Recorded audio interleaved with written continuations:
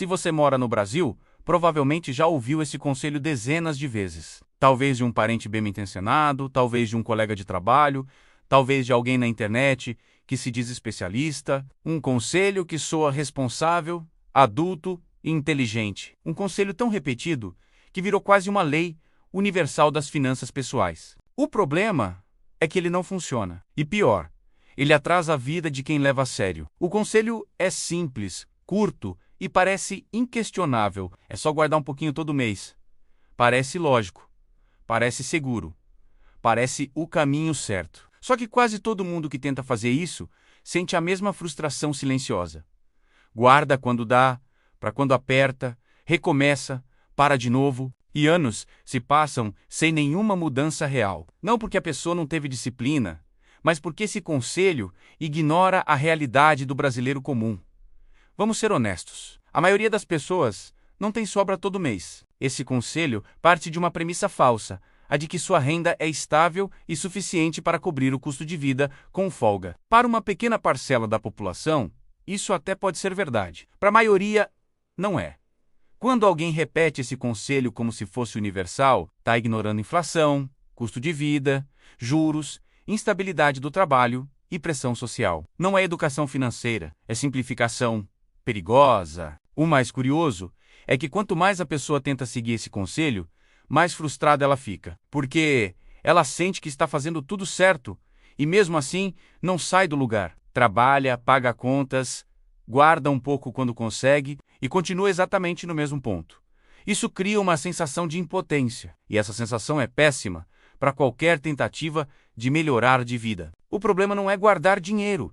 Guardar é importante. O problema é transformar isso no centro de tudo, como se fosse a solução mágica. Não é. Guardar dinheiro sem mudar o contexto da sua vida financeira é como tentar encher um balde furado. Você se esforça, mas o resultado não aparece. E ninguém te conta que o balde está furado. Outro ponto que ninguém fala é que esse conselho desconsidera completamente o comportamento humano. Pessoas não são robôs. Guardar dinheiro exige constância emocional, previsibilidade e margem de erro. Quando a vida aperta, quando surge um imprevisto, quando o preço das coisas sobe, o primeiro hábito que cai é justamente esse, e aí vem a sensação de fracasso. Mesmo quando o fracasso não foi causado por irresponsabilidade. Existe ainda um efeito psicológico silencioso. Quando alguém acredita que melhorar financeiramente depende apenas de guardar um pouquinho, ela para de questionar o resto. Para de questionar se está presa a despesas fixas altas demais. Para de questionar se depende demais de uma única fonte de renda. Para de questionar se aceita condições ruins porque acha que não tem escolha. O conselho vira uma distração, um calmante, algo que faz a pessoa sentir que está no caminho, mesmo quando não está. Isso não significa que o conselho nasceu de má intenção. Ele é repetido porque é simples, fácil de explicar, e não incomoda ninguém poderoso. Ele não questiona o sistema, não questiona juros, não questiona salários baixos, não questiona o modelo de consumo. Ele apenas joga toda a responsabilidade para o indivíduo e diz: se não deu certo, você não se esforçou o suficiente. A verdade é mais desconfortável. Melhorar financeiramente exige mais do que guardar o que sobra. Exige entender onde você está preso. Exige enxergar quais decisões parecem normais, mas custam anos da sua vida. Exige parar de confundir organização com progresso. Você pode ser extremamente organizado e continuar estagnado. Uma solução prática começa com uma mudança simples, mas poderosa. Inverter a lógica, em vez de perguntar quanto eu consigo guardar, a pergunta passa a ser o que está me impedindo de avançar. Essa pergunta muda o foco. Ela tira você do controle de migalhas e coloca você no controle da estrutura. Para algumas pessoas, o problema não é gasto supérfluo, é custo fixo alto demais. Para outras, é depender de uma única renda. Para outras, é aceitar financiamento longo como algo normal. Para outras, é não ter clareza nenhuma sobre para onde o dinheiro vai. Cada caso é diferente, por isso conselhos genéricos falham. Quando você entende isso, percebe que o conselho mais repetido do Brasil não é inútil porque guardar dinheiro é errado. Ele é inútil porque foi vendido como solução completa, quando na verdade é só uma peça pequena de um quebra-cabeça muito maior. E enquanto você trata essa peça como se fosse tudo, o resto da sua vida financeira continua travado. A partir do momento em que você para de tratar esse conselho como o centro da sua vida financeira, algo muda. Você começa a enxergar que guardar dinheiro não cria avanço se o resto do sistema continua contra você. É como tentar correr com uma âncora amarrada no pé. O esforço existe, mas o progresso não aparece. Isso cansa muito. Uma abordagem mais realista começa aceitando uma verdade incômoda. Para a maioria dos brasileiros, o maior problema não é falta de controle, é falta de margem. Margem de tempo, margem de dinheiro, margem de escolha. Quando tudo é apertado, qualquer imprevisto vira desastre. E enquanto você vive assim, guardar um pouquinho vira um ato heróico, não uma estratégia sustentável. O primeiro passo prático não é abrir uma planilha, é mapear onde você perdeu liberdade sem perceber. Financiamentos longos, parcelas pequenas que somadas viram um peso enorme, assinaturas esquecidas, compromissos assumidos para parecer adulto ou responsável.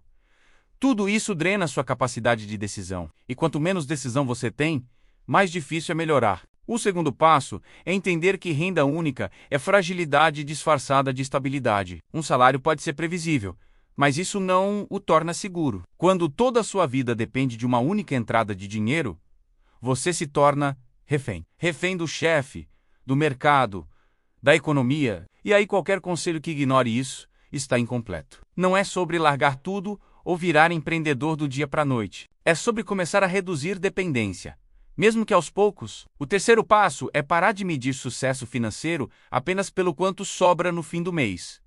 Sobra é consequência, não causa. O que realmente importa é o quanto de flexibilidade você está construindo.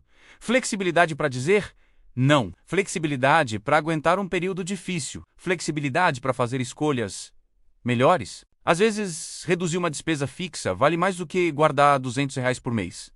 Mas isso quase ninguém fala. Existe também uma mudança de mentalidade importante. Guardar dinheiro sem objetivo claro não motiva. As pessoas desistem porque não veem sentido. Quando você entende que o dinheiro guardado representa tempo, tranquilidade e opção, o comportamento muda. Não é sobre acumular por acumular, é sobre comprar espaço mental e liberdade futura. Outro ponto essencial é parar de buscar conselhos universais. Eles falham porque ignoram o contexto. A sua vida financeira não é igual à de ninguém. Seu custo de vida, sua cidade, sua renda, suas responsabilidades são únicas. O que funciona para um pode não funcionar para outro. Educação financeira de verdade ensina a pensar, não a copiar. E aqui entra algo que quase nunca é dito. Melhorar financeiramente é desconfortável no começo. Não porque exige sofrimento, mas porque exige questionar decisões antigas. Exige admitir que algo que parecia certo talvez não seja. Isso mexe com o ego, mexe com a identidade. Mas é exatamente aí que começa a mudança real. Quando você para de repetir conselhos inúteis e começa a construir entendimento, você ganha algo raro no Brasil: clareza. Clareza para perceber que trabalhar mais horas não resolve tudo. Clareza para entender que consumo não é recompensa por esforço.